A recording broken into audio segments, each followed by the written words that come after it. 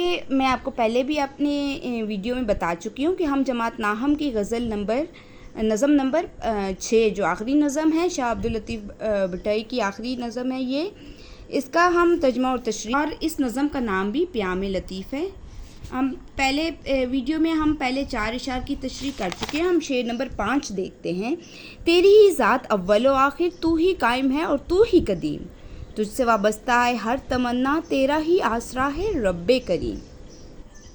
اس شعر میں شاعر اللہ تعالیٰ کی تعریف بیان کرتے ہوئے کہتا ہے کہ اللہ تعالیٰ کا وجود کامل ہے، اس کائنات کے آغاز سے اور اس کے اختتام کے بعد بھی قائم رہے گا۔ اس شعر میں اللہ تعالیٰ کی تعریف بیان کی گئی ہے اور اس کی مختلف صفات بیان کی گئی ہیں، یعنی کہ تو ہی تیری ہی ذات اول ہے اور تیری ہی آخر ہے، تو ہی قائم ہے اور تو ہی قدیم، یعنی کہ تو اب کب سے قائم ہے اور تو ہمیشہ سے اور تو ہمیشہ رہے گا، اور ہماری ہر جو تمنا خواہش ہے وہ تجھ سے ہے کیونکہ تو ہی آسرا ہے اللہ تعالیٰ ہمارا۔ اللہ تعالیٰ نے جب کوئی چیز پیدا نہیں فرمائی تھی تب بھی اللہ سبحانہ و تعالیٰ کی ذات موجود تھی، اور جب سب کچھ فنا ہو جائے گا تب بھی اللہ تعالیٰ کی ذات تو ہمیشہ باقی رہے گی، وہ ہمیشہ سے تھا اور ہمیشہ رہے گا۔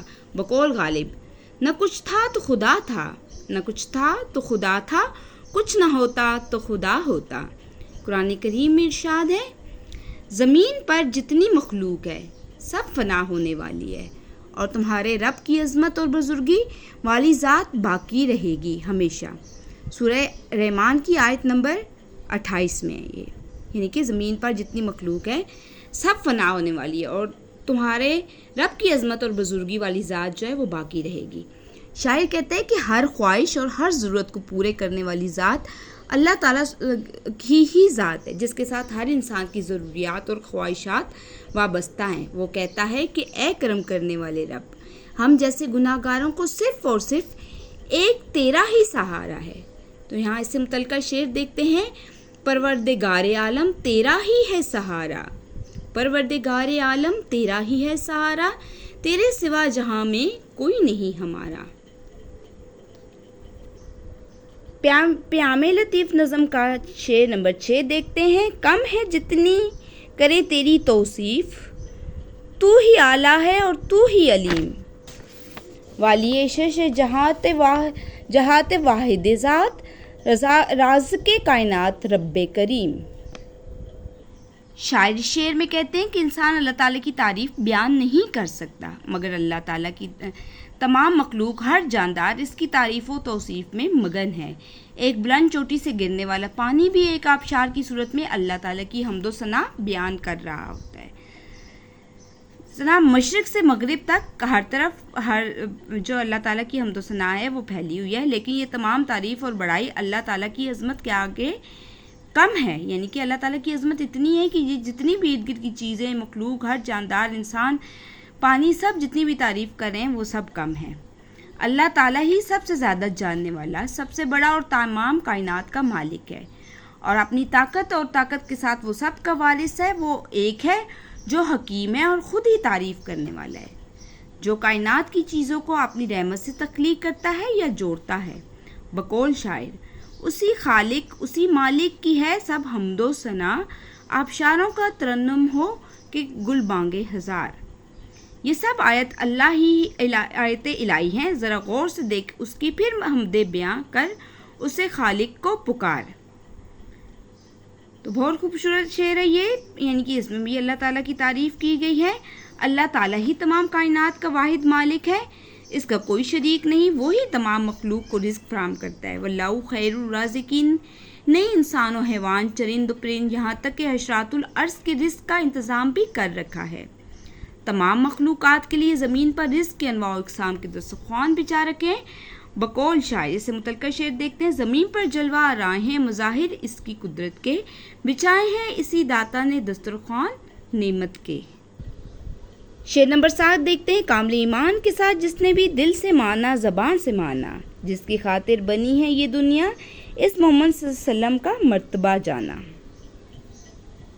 شاعر اس شعر میں فرماتے ہیں کہ جنہوں نے یقین کے ساتھ کہا کہ اللہ ایک ہے، اس کا کوئی ہمسر نہیں، وہ دل و زبان سے بھی یہ مانتے ہیں کہ ہمارے پیارے نبی حضرت صلی اللہ علیہ وسلم اس دنیا کی تخلیق کا سبب ہیں، اور آپ صلی اللہ علیہ وسلم کے مقام و مرتبہ سے اچھی طرح سے واقف ہیں۔ قرآن پاک میں فرمایا گیا ہے کہ ایسے لوگوں کبھی گمراہ نہیں ہوتے، اور نہ ہی بھٹک سکتے ہیں، کیونکہ پختہ ایمان کے لیے دل اور زبان سے اقرار ضروری ہے، جیسا کہ قرآن مجید میں ارشاد ہے، اور یاد کیجئے جب آپ کے رب نے اولاد آدم کی پشتوں سے ان کی نسل نکالی اور ان کو انہی کی جانوں پر گواہ بنایا اور فرمایا کہ میں تمہارا رب نہیں ہوں۔ وہ سب بول اٹھے کیوں نہیں، تو ہی ہمارا رب ہے۔ ہم گواہی دیتے ہیں کہ قیامت کے دن یہ نہ کہو کہ ہم اس عہدے سے بے خبر تھے۔ سورہ الاعراف کی آیت نمبر 172 کا ترجمہ ہے۔ اور اسے متعلقہ شعر دیکھتے ہیں، مولانا ظفر علی خان کیا کہتے ہیں: پھوٹا جو سینہ شب تار سے، اس نور اولی کا اجالا تم ہی تو ہو۔ سب کچھ تمہارے واسطے پیدا کیا گیا، سب غایتوں کے غایت اولا تم ہی تو ہو۔ آپ صلی اللہ علیہ وسلم کی وجہ سے اس کائنات میں روشنی، یعنی کہ یہ جہان بھی تو آپ صلی اللہ علیہ وسلم ہی کی وجہ سے بنا۔ حدیث قدسی ہے، ترجمہ: اے نبی صلی اللہ علیہ وسلم، آپ کو پیدا نہ کرتا تو یہ کائنات بھی نہ پیدا کرتا۔ اللہ تعالیٰ کیا کہتے ہیں کہ اللہ تعالیٰ نے یہ کائنات حضرت محمد صلی اللہ علیہ وسلم کے لیے بنائی۔ تو اللہ تعالیٰ کا خود ارشاد ہے، حدیث میں ہے کہ اے نبی صلی اللہ علیہ وسلم، آپ کو پیدا نہ کرتا تو یہ کائنات بھی نہ پیدا کرتا۔ اس شعر میں شاعر نے نبی صلی اللہ علیہ وسلم کے مقام و مرتبہ کو جاننے اور ماننے کی بات کی ہے۔ اللہ تعالیٰ نے اس کائنات کی ہر شے نبی صلی اللہ علیہ وسلم کے لیے بنائی ہے۔ اگر وہ نہ ہوتے تو یہ جہاں بھی نہ ہوتا، اور دنیا کے ہر نیک شخص سے زیادہ بہترین اور نیک حضرت محمد صلی اللہ علیہ وسلم ہی ہیں۔ ان کا رتبہ باقی تمام انسانوں سے بہت زیادہ ہے۔ حضور صلی اللہ علیہ وسلم وجہ تخلیق کائنات ہیں۔ شاہ عبداللطیف بھٹائی کیا کہتے ہیں، اس سے متعلقہ شعر دیکھتے ہیں: جنہوں نے دل سے اس یکتا کو مانا، محمد کو بصد اخلاص جانا، نہ ان کو کوئی گمراہی کا خطرہ، نہ ان سے دور ہے ان کا ٹھکانہ۔ شاہ عبداللطیف بھٹائی کی نظم کا آخری شعر دیکھتے ہیں: فوقیت اس کو دوسروں پہ ملی، اپنی ہستی کو اس نے پہچانا، جو اس نے اس قادر حقیقی کو واحد لا شریک گردانا۔ شاعر شعر میں کہتے ہیں کہ انسان اگر اپنی ہستی کو پہچانے تو خدا کی ہستی کو پہچان سکتا ہے، یعنی کہ اگر وہ خود کو پہچانے تو وہ خدا کی ہستی کو بھی پہچان سکتا ہے، جیسے کہ ارشاد نبوی ہے، ترجمہ: جس نے اپنے نفس کو پہچانا اس نے اپنے رب کو پہچان لیا۔ اس سے معلوم ہوا کہ انسان کا دل آئینہ ہے، اور اس میں جتنا غور سے دیکھے گا اس دن یہی معرفت خداوندی حاصل ہوگی۔ انسان در حقیقت ایک سفید پانی کا قطرہ ہے جس میں یہ تمام عجائبات رونما ہوئے، مثلاً عقل، اوراق،